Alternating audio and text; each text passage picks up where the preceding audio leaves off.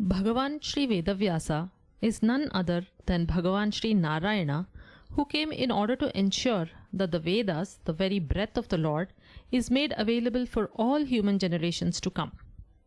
True to that purpose, Bhagavan Sri Veda Vyasa, realizing that the message in the Vedas is quite cryptic, felt that it needs to be presented in a simpler manner if it has to be propagated to future generations.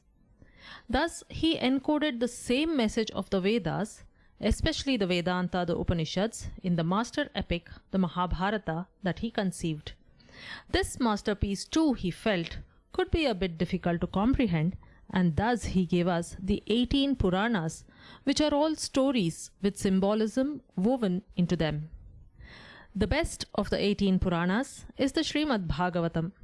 Of all the cantos of the Bhagavatam, the 10th canto is indeed the most beautiful one, as it is all about the best avatara of Bhagavan Sri Narayana.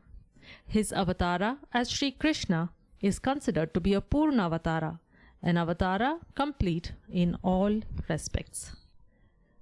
The various leelas of Sri Krishna are replete with the symbolic representations of deep messages for us human beings.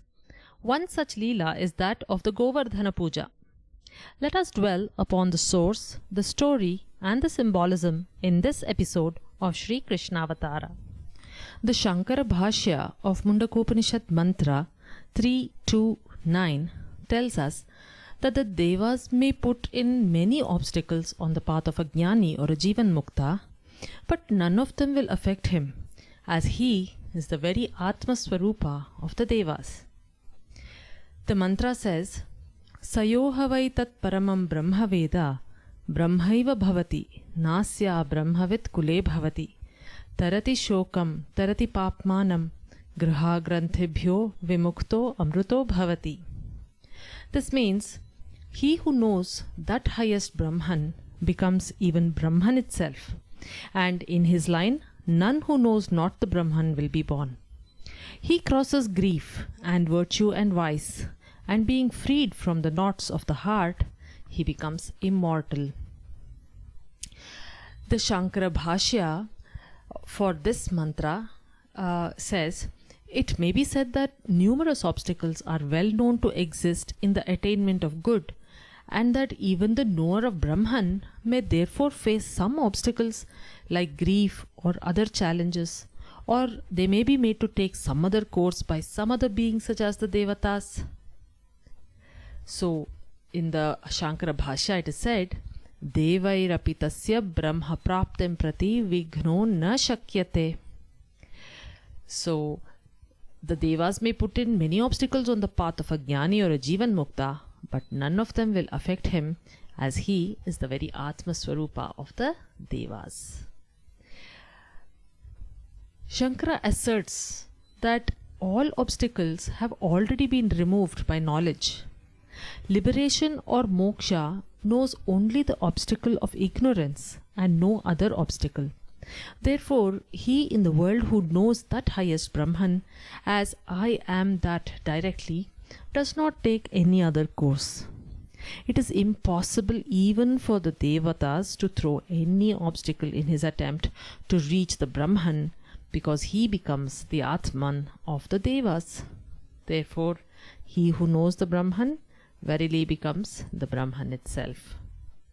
I believe that this is one of the messages that Veda Vyasa portrayed through the Govardhana hill episode in the 10th canto of the Bhagavatam. The story goes like this. While Nanda and other Gopas offered their annual gratitude puja to Indra for timely rains, after the arrival of Krishna, the divine Gopa, he insisted that the puja and respect with gratitude should go to the Govardhana hill, as it nourishes and protects their cows, their calves, and their very livelihood. Nanda and the other Gopas initially were reluctant, but were finally convinced, and the puja was offered to the Govardhana hill. Indra's pride, which had swelled up, now took a hit. He was furious and caused excess and stormy rains for many days and nights.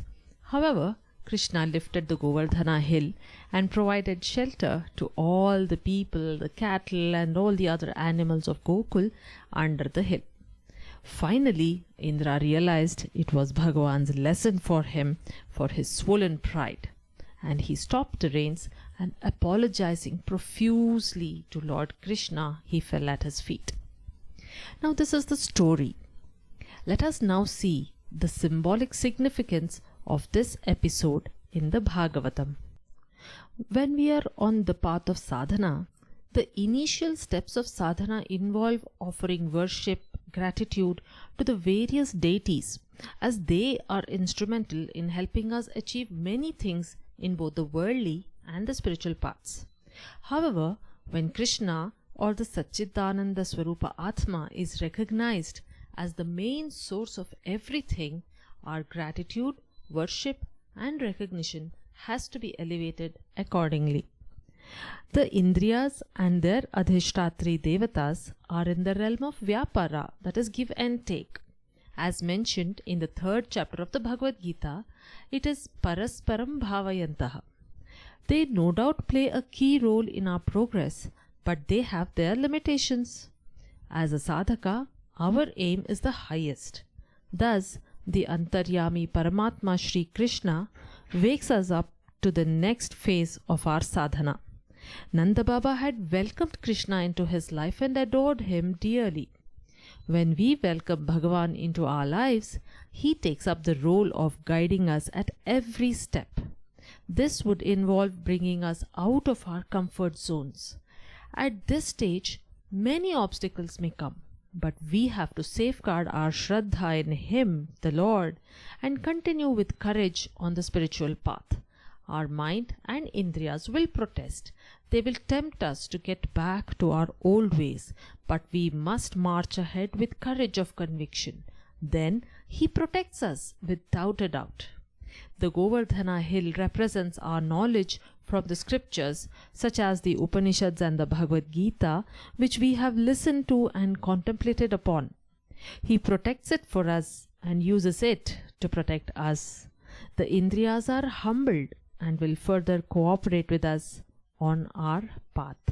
This is the significance of the Govardhanodharaka, Lord Krishna, the episode of the Govardhana hill in the Srimad Bhagavatam. Om Govardhanodharakaya Namaha. Om Satchidananda Parabrahma Paramatmane Namaha.